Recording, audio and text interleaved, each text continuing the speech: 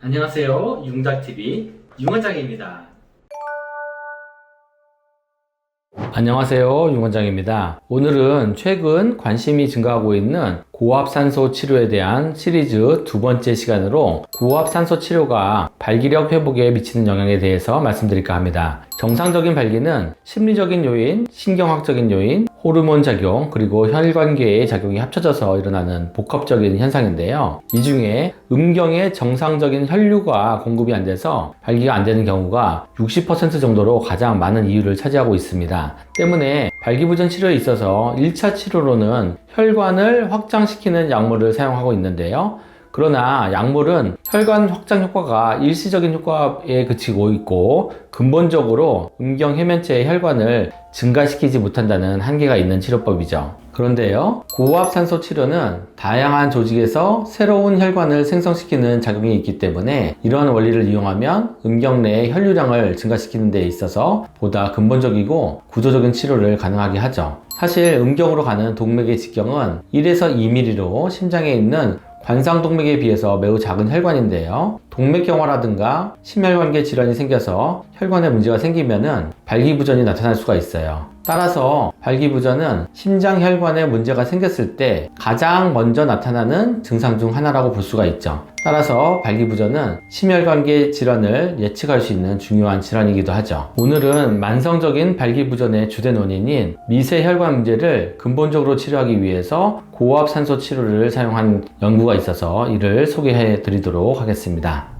오늘 소개드릴 본 연구는요, 2018년도 Your Sexual Medicine 저널에 소개된 논문인데요. 고압산소요법 후에 혈관이 새롭게 생성이 되었고 그 결과 발기 기능을 회복시켰다는 연구 논문이에요. 본 연구의 목적은 고압산소 치료로 음경의 혈관이 어떻게 변하고 그 결과 발기력이 얼마나 회복되었는가를 측정하기 위한 연구예요. 18세 이상의 남성을 대상으로 하였고요. 6개월 이상 발기부전 환자를 대상으로 진행했어요. 단, 전립선을 포함한 악성 종양이 있는 경우나 척추 손상, 정신질환이 있는 경우는 제외하였고요. 고압산소 치료에 적합하지 않은 폐쇄공포증 환자, 만성 폐질환 환자, 중이염 환자 역시 제외를 하였어요. 이 논문에서 사용된 치료 방법은 일주일에 5번 고압산소 치료를 받았고요. 총 40번의 치료를 받았어요. 100% 산소를 2기압에서 치료를 했는데요. 매 30분마다 5분씩 휴식을 갖는 방식으로 치료를 했어요. 고압산소 치료 후 성기능에 대한 평가는 치료 후 2주부터 하였는데요. 국제발기기능평가 지표에 따른 설문조사로 평가를 하였어요. 이 지표는 총 15개 항목으로 구성되어 있고요. 1점부터 5점까지 점수로 평가해서 분석을 하였어요. 고압산소 치료로 음경 내에 혈관이 새로 생겼는지 안 생겼는지에 대한 평가는 MRI를 이용해서 측정을 하였습니다. 이 연구에서는 발기부전을 겪고 있는 42명의 환자를 대상으로 연구가 진행이 되었는데요. 치료를 마치지 못한 환자를 제외하고 총 30명의 치료를 마친 환자들을 대상으로 결과를 분석하였습니다. 치료를 마친 환자의 평균 나이는 59.2세였고요. 발기부전을 겪었던 평균 기간은 4.2년이었습니다. 고압산소 치료를 마친 환자들의 결과를 보면 성관계 시 삽입 가능 능력이 증가되었고요. 특히 성관계 시 강직도는 100% 이상 증가되었습니다. 발기 기능 역시 91% 향상되었고요. 그 결과 성관계 만족도는 48% 이상 증가되었죠. 결론적으로 성관계 시 치료 만족도는 46% 이상 증가되었음을 알 수가 있었습니다. 치료 결과를 그래프로 보면 다음과 같은데요. 빨간 막대가 치료 전이고요. 파란 막대가 치료 후의 모습이에요. 고압산소 치료 후에 삽입 능력, 발기 지속 능력, 성관계 만족도 등이 크게 향상됨을 알 수가 있고요. 그 결과 전반적으로 만족도가 통계적으로 유의미하게 상승했음을 알 수가 있어요. 이 사진은 고압산소 치료 전후의 음경 해면체 MRI 사진인데요. 붉은색 동그라미로 표시된 것을 보이는 것처럼 치료 후에 음경 해면체의 혈류량이 뚜렷하게 증가된 것을 알 수가 있죠. 해면체의 혈류량을 수치적으로 평가하면 치료 전에 비해서 153% 이상 증가되었다고 보고를 하였습니다.